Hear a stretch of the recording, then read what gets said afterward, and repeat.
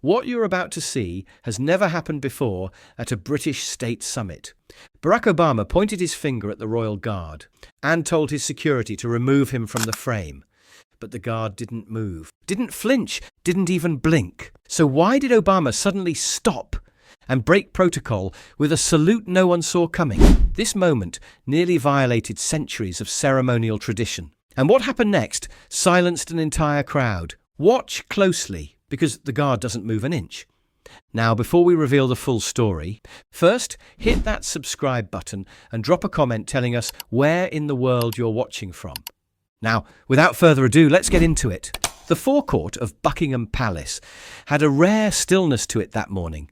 Not the usual chorus of tourist chatter or camera shutters, just the hush of a place preparing for something solemn. The clouds held back behind pale blue, and the spring air was crisp, with that unmistakable scent of freshly turned soil and cut hedges. The Queen Victoria Memorial, just beyond the main gates, had been prepared for a small, invitation-only remembrance. A folding podium faced a semicircle of white chairs trimmed in Union Jack bunting. A discreet joint tribute, British and American service members honoured without spectacle. No live broadcast. Just a few surviving veterans, 2 Gold Star families, and a handful of international dignitaries. Among them, Barack Obama. No longer president, but still every bit the figure people turned to instinctively. He was slated to deliver brief closing remarks. Informal, according to the palace itinerary. Still, his US security team treated every second like it was live airspace. Obama's car had pulled in through the private south gate just before 7 a.m., well ahead of the official arrival time. It wasn't uncommon. He liked to walk a space before he spoke in it, to feel the ground, read the room. And there was a room to read, even outside. He moved across the open stone, flanked by Agent Charles Myers, head of the visiting Secret Service team, and Lillian Foster, the UK liaison officer handling protocol. Myers was tall and composed, with the flat voice of someone used to talking people down from things. Foster wore the clipped grace of civil service, her blazer uncreased, clipboard perfectly level in her arms. Obama had his sleeves rolled up. No tie, no teleprompter. Just a sheaf of folded notes, tucked under one hand, and the gentle gait of someone who understood optics better than anyone in the world. "Looks good," he said, surveying the setup. "Minimal? Clean?" Foster gave a nod. "It's modelled after the 2010 Helmand ceremony. Quiet dignity." But his attention drifted, past the white chairs, past the flowered base of the memorial. A single figure stood watch beyond the cordoned area. Scarlet tunic, bare skin, white leather gloves pressed flat against his thighs, still as the statues surrounding the monument. The man's face was half shadowed by his headgear, but the posture said everything. Coldstream Guard, fixed post, not there for show, there for something else. Obama squinted toward him, then gestured lightly with 2 fingers. "That fellow. He's not in the final shot, is he?" Agent Myers turned. "Where?" "The hedges, right corner, framed behind the podium if the angle's wide." Myers frowned, calculating. "I'll check." Foster glanced up from her clipboard. "That's Warrant Officer Nathan Cole. Final ceremonial rotation of the morning. Been there since dawn." Obama gave a half smile. "Strong presence." "Indeed," Foster replied. "Then, do you want him repositioned, sir?" Obama hesitated, then spoke without emphasis. "If it doesn't interfere with tradition, might be good to keep the background clean. This is more remembrance than royal." Myers didn't need a second prompt. He was already moving. The man in red hadn't budged once. Not even as 3 senior officials debated his existence 10 meters away. Not even as the wind shifted and sunlight caught his belt buckle in a sudden gleam. Warrant Officer Nathan Cole hadn't flinched in 90 minutes. He wasn't about to start now, but he was about to be tested, for a reason no one standing near Obama could have understood. Not yet. Agent Charles Myers had worked 7 years under Obama, first as an advance coordinator during the second term, then retained post-administration as lead protection detail for international events. He was sharp, discreet, and obsessed with optics. In his mind, there were no small visuals, just unspoken messages waiting to be misread. He walked with practiced authority across the stone pathway toward the Queen Victoria Memorial's east edge. As he approached, the lone Royal Guard came into full view. The man didn't blink, didn't twitch, didn't even seem to acknowledge that someone was closing the distance with clear intent. Myers slowed as he neared the rope barrier that separated the memorial space from the deeper ceremonial line. The guard's boots were precisely aligned on the edge of the gravel, rifle held vertical in the traditional order arms position. Sunlight shimmered on the scarlet of his coat. Myers stopped, just outside the invisible radius of engagement, a respectful 6 feet back. He kept his voice low, professional. "Excuse me, sir." No response. "I'm with the visiting American security team. We're coordinating a few elements for the president's press visuals." Nothing, not even a shift in breathing. Myers softened his tone, less direct. "This isn't a dismissal or anything like that. It's just the podium's being shot wide from the monument side, and your position's right behind it." Still nothing. Myers frowned, drawing in a steadying breath. "Look, I get it. You've got your orders. But if you could step aside, just temporarily, we'd really appreciate it." The guard remained statuesque. This wasn't defiance. It was something else, something almost sacred. Myers adjusted his earpiece, stepped slightly closer. "It's not a matter of disrespect," he said firmly. "It's just about optics. Clean frame, human focus, stillness. The kind of stillness that doesn't feel performative, but anchored." That's when Lillian Foster appeared beside him, clipboard still in hand, her heels clicking crisply against the stone. "Agent Myers," she said, voice level, "we might want to pause here." "I've been polite," he said under his breath. "He's not moving." She nodded once.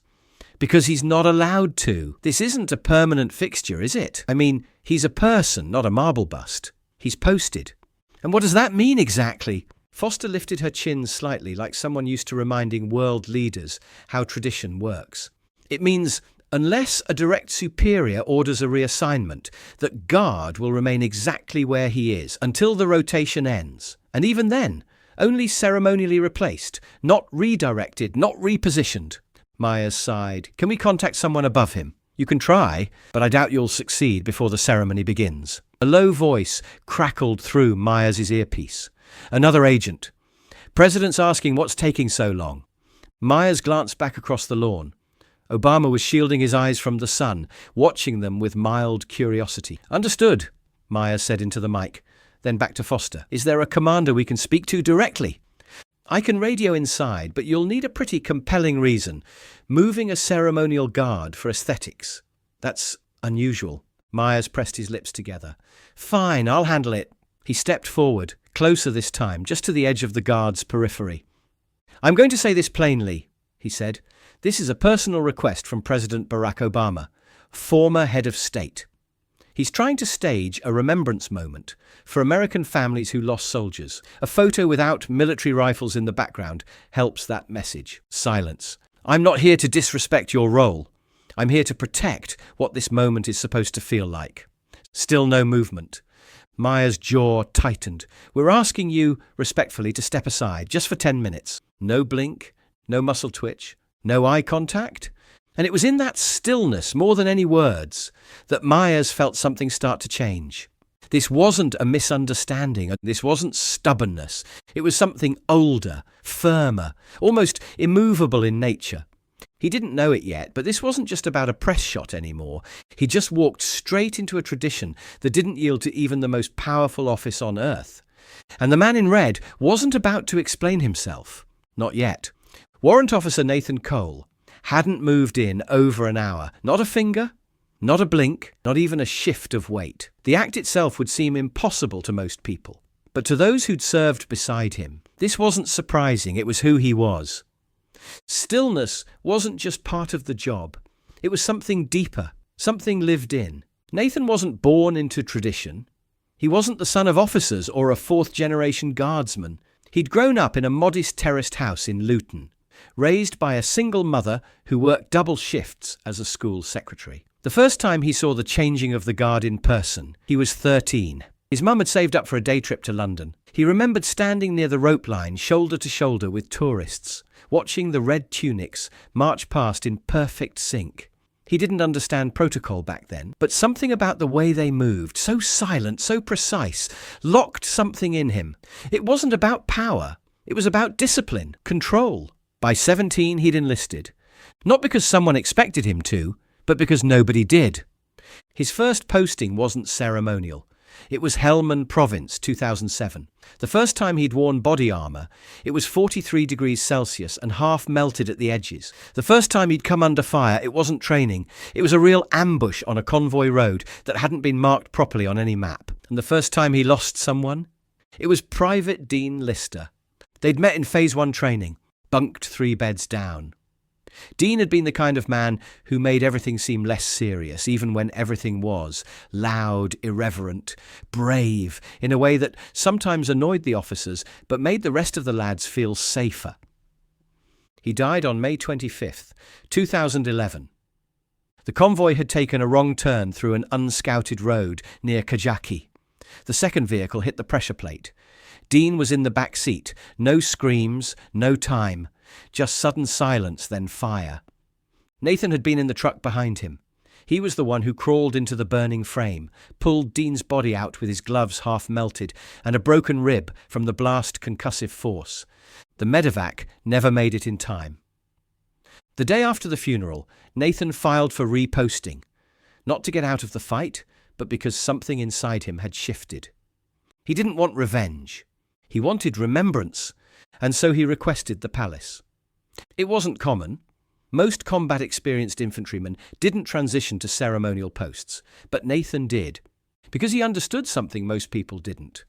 Stillness was a kind of service too, standing in the cold, standing in the heat, enduring mockery from tourists, stares from dignitaries, indifference from crowds, all without breaking posture, without responding, without letting anything show. And every May 25th, he requested the same thing. Morning post, east flank, Queen Victoria Memorial line of sight. Why? Because that's where Dean used to say he'd want to be stationed, front-facing, where the roses are, where you can smell summer even in a uniform. Today was May 25th, and Nathan Cole wasn't standing there to be seen. He was standing because someone couldn't. Agent Myers had spoken to hundreds of people across his career, some cooperative, some stubborn, some with very real weapons and bad intentions. He knew when someone was resisting, and he knew when someone wasn't even listening because they'd already made their decision. This was the latter. The guard hadn't moved an inch, not even in subtle deflection or eye contact. He might as well have been carved from granite.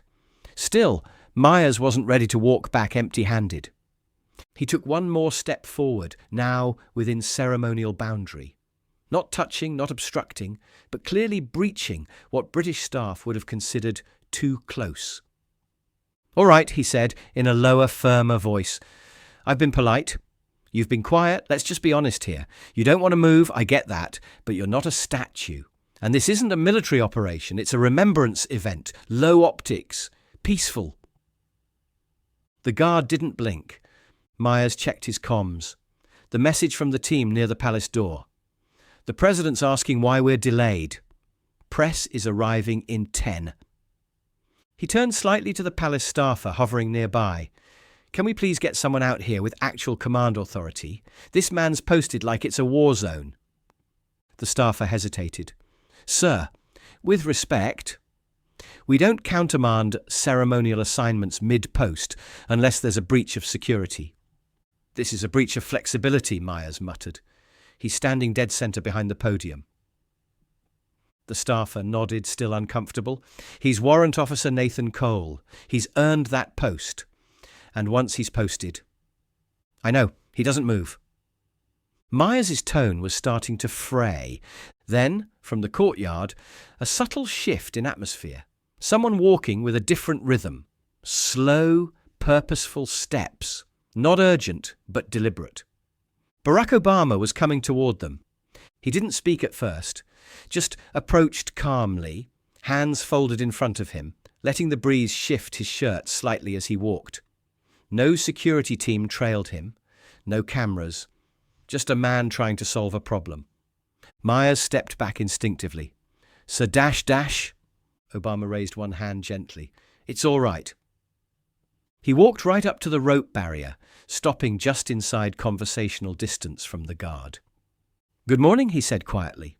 No response. Obama looked at him carefully, measuring the man, not as an obstacle, but as something older than the situation.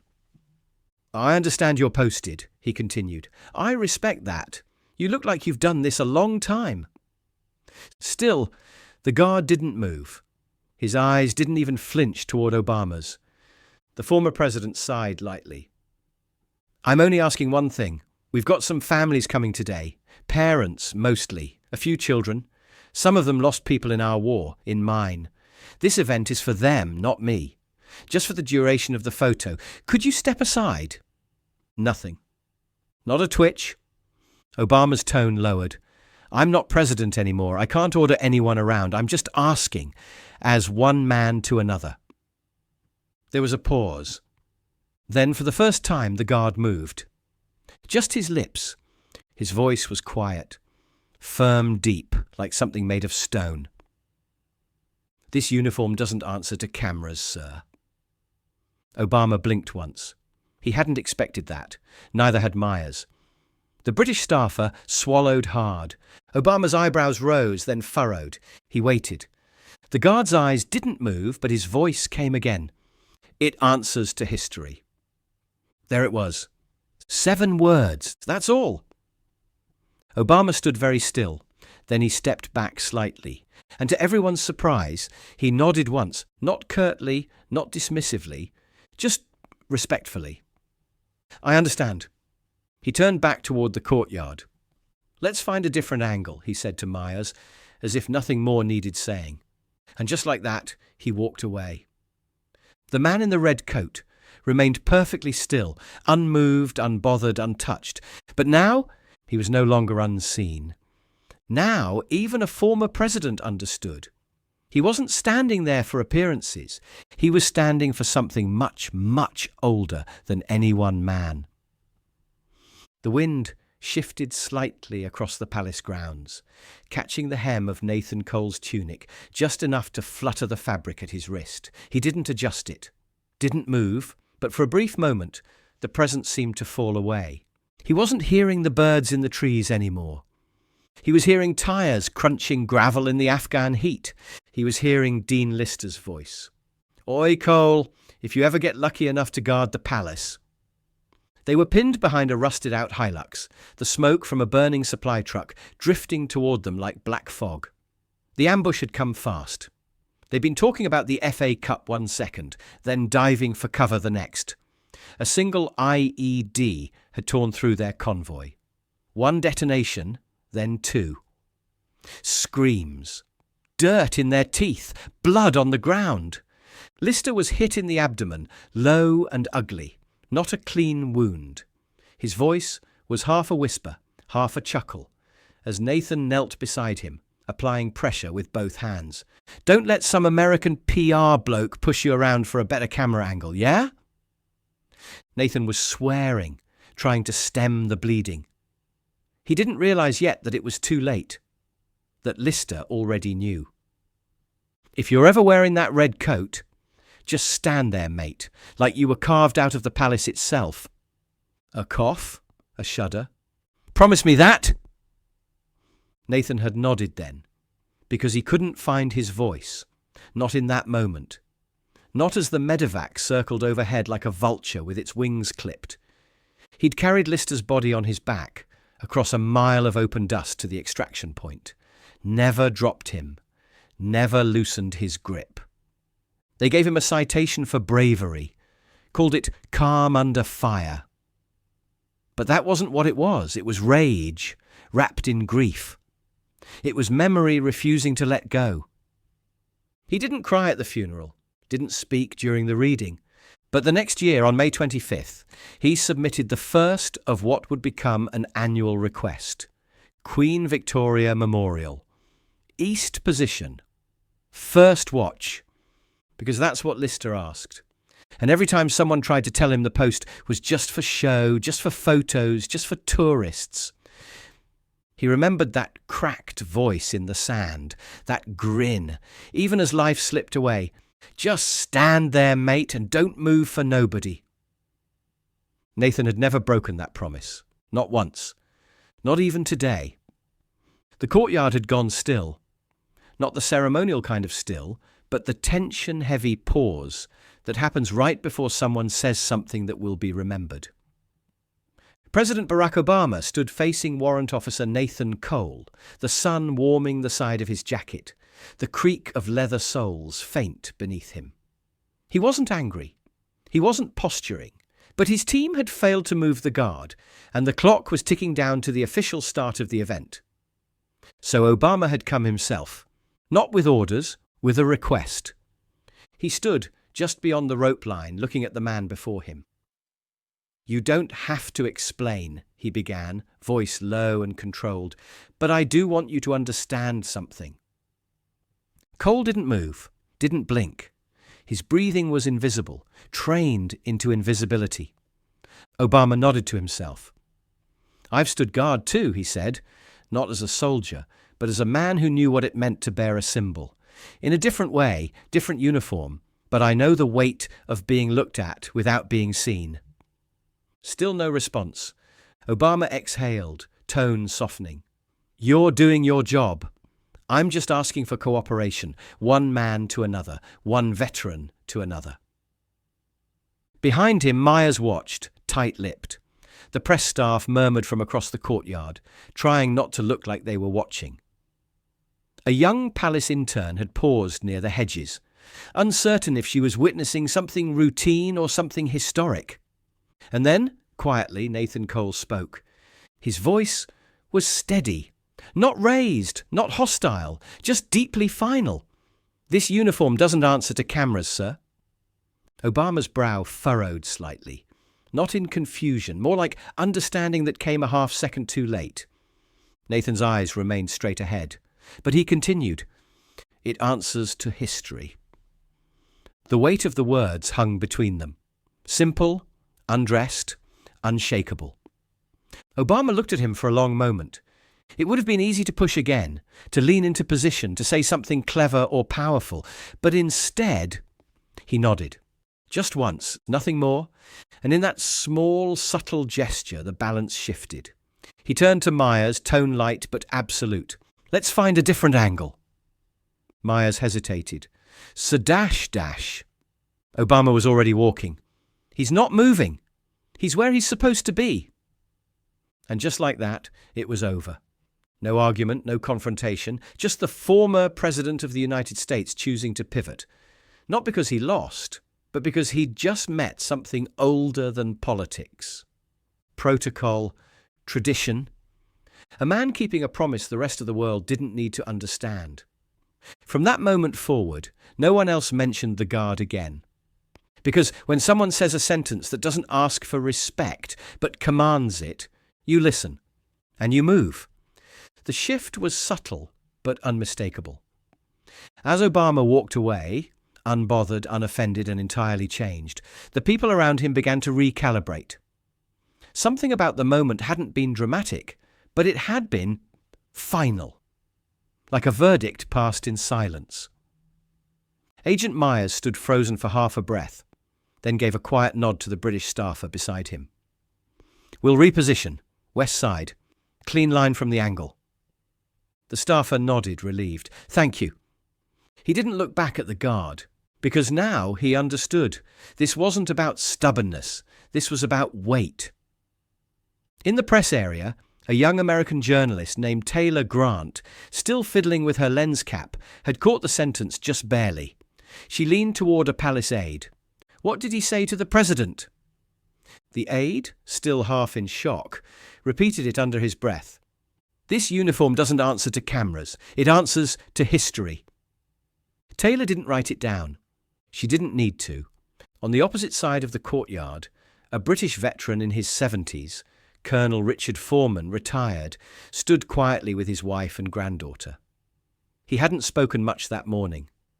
But when he heard what the guard had said, he whispered under his breath, "That's the old code. Still lives in some of them." His wife touched his hand. Near the front rows, where families of American service members were beginning to arrive in dark suits and black dresses, a woman in a wheelchair adjusted the hem of her blouse. On her lap was a folded American flag. Her son had died in Fallujah.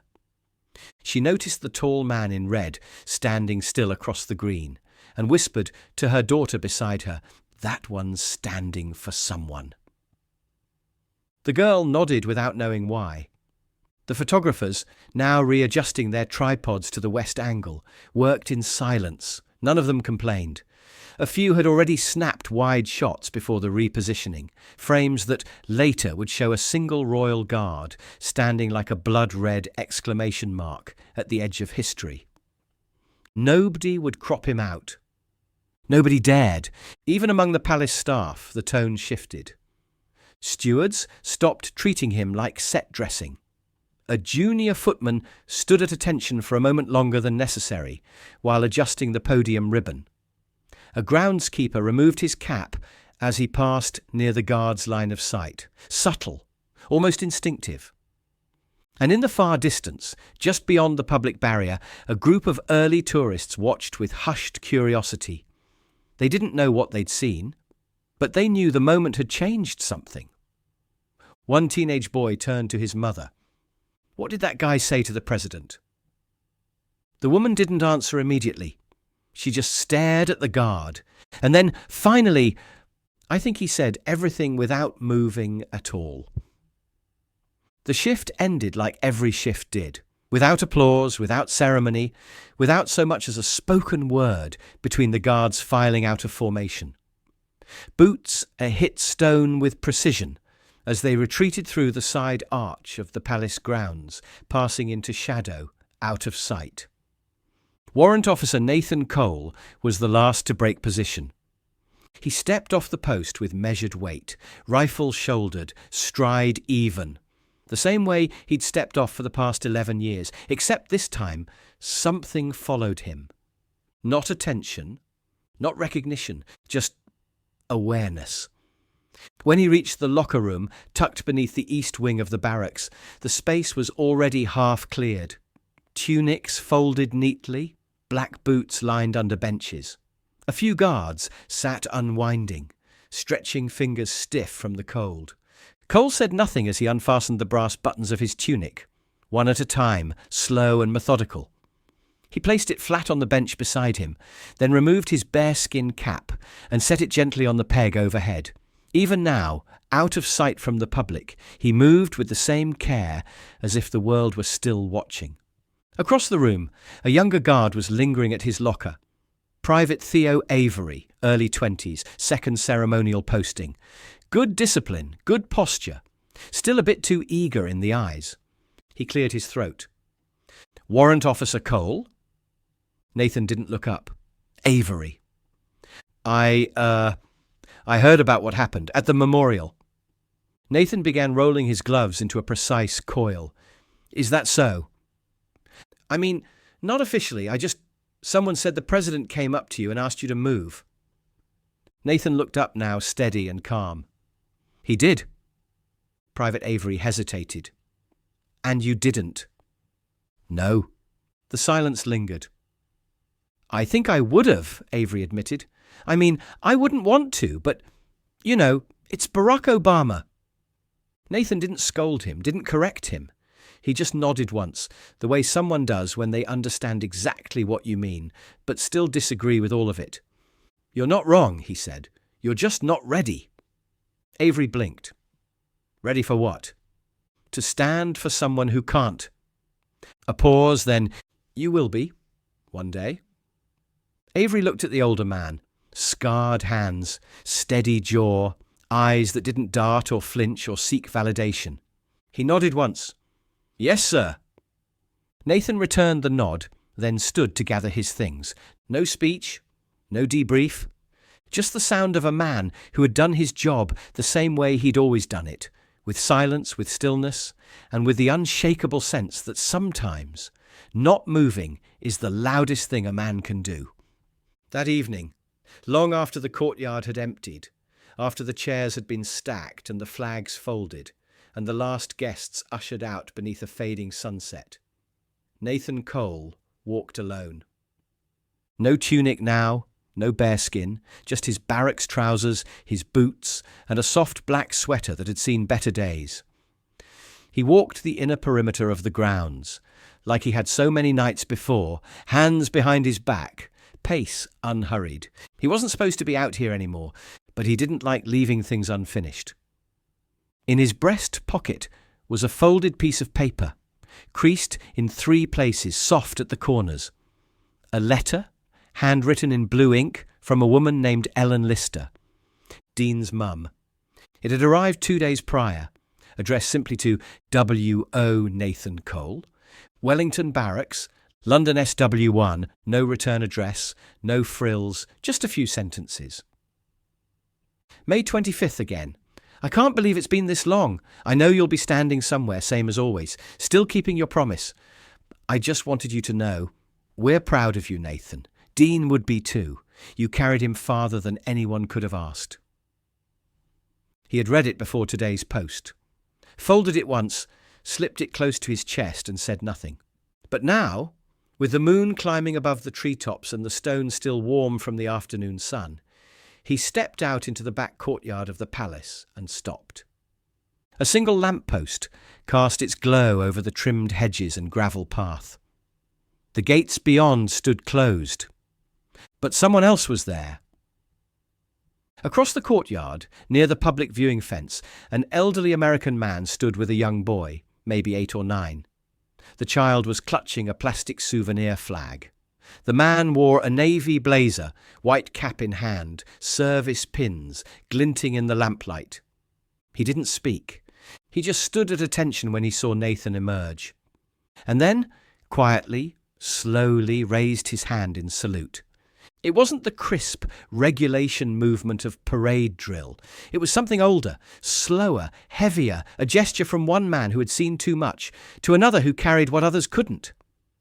Nathan didn't return the salute, not formally, but he did lower his eyes just slightly, just long enough to meet the man's gaze and hold it, steady and silent. Then he nodded once, and that was enough. The veteran lowered his hand, leaned down to whisper something to the boy, and together they turned and disappeared into the London dark. Nathan stood there a moment longer, letting the quiet settle around him.